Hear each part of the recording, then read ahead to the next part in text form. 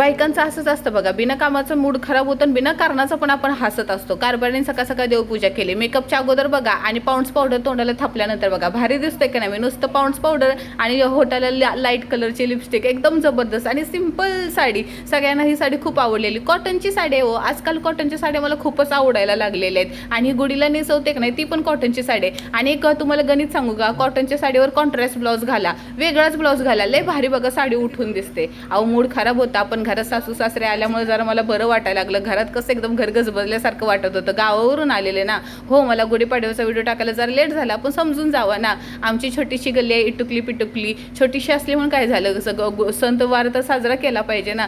छोटीशी असू दे, घर भाड्याचा असू दे, स्वतःचा असू दे, विकत असू दे, काही असू दे, पण सणवार सोडले नाही पाहिजेत. पप्पांनी नारळ फोडला म्हणजे सासरी बुवानी, आणि सासूबाईंनी आरती वगैरे सगळं काय केलं. कारभारी कामावर चाललेले होते. गल्लीतल्या सगळ्या जणांना बघा कडुलिंब गुळाचा प्रसाद वाटला.